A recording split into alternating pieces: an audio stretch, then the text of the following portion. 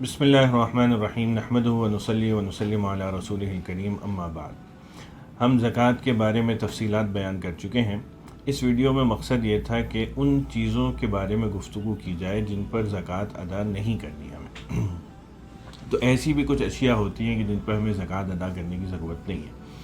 چنانچہ اگر کسی کے پاس کوئی اپنا ذاتی استعمال کا گھر ہے، گاڑی ہے، گھریلو اشیاء ہیں، اس کے پاس اس کا اپنے کپڑے، جوتے ہیں، برتن وغیرہ ہیں، تو ان سب میں سے کسی پر بھی زکوٰۃ ادا نہیں ہوتی۔ بعض دفعہ انسان کے پاس ایک سے زائد بھی گھر ہوتا ہے، ایک سے زائد دکان بھی ہوتی ہے، تو ایسے گھروں پر بھی، اور وہ اس کے استعمال میں ہے، یعنی وہ اس نے دو گھر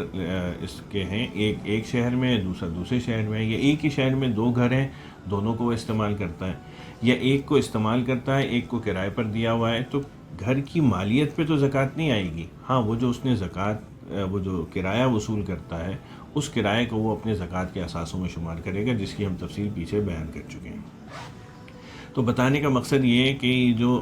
ایسی اشیاء جن کے اوپر زکوٰۃ نہیں آتی، اس میں ایک سے زائد اگر گھر ہوں تو وہ بھی ایسے ہی ہیں اگر آپ نے بیچنے کی نیت سے نہیں لیے ہوئے۔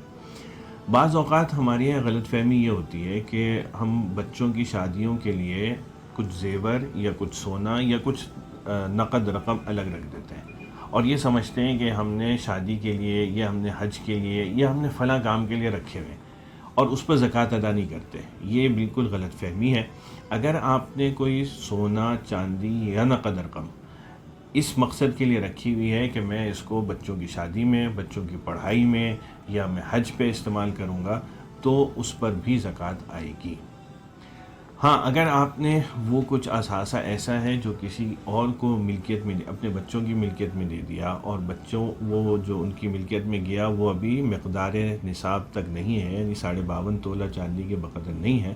تو وہ پھر آپ کیلکولیٹ نہیں کریں گے، لیکن اس پہ آپ کی ملکیت نہیں ہوگی بلکہ وہ ملکیت بچوں کی ہوگی، وہ اس صورت میں پھر آپ کیلکولیٹ نہیں کریں گے۔ ورنہ جو چیز بھی انسان کی اپنی ملکیت میں ہے، چاہے وہ کسی بھی مقصد کے لیے اس نے رکھی ہوئی ہو،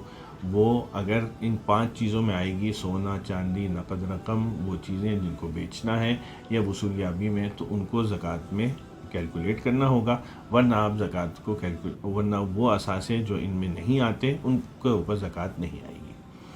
تو ہمیں اس کا خیال رکھنے کی ضرورت ہے کہ ہمیں کون سے اثاثے ایسے ہیں کہ جن پر زکوٰۃ آتی ہے۔ بعض دفعہ لوگ یہ سمجھتے ہیں کہ اگر میرے پاس ایک سے زائد کوئی چیز ہے، موبائل میرے پاس 2-3 ہے، گاڑی میرے پاس 2-3 ہے، دکانیں میرے پاس 2-3 ہیں، یا گھر 2-3 ہیں، تو میں صرف ایک پر زکوٰۃ نہیں دوں گا، باقی سب پر زکوٰۃ دوں گا۔ تو اگر آپ کے استعمال میں ہے تو زکوٰۃ نہیں آئے گی۔ ہاں، اگر آپ نے بیچنے کی نیت سے لیے ہوئے ہیں تو اس پر زکوٰۃ ضرور آئے گی۔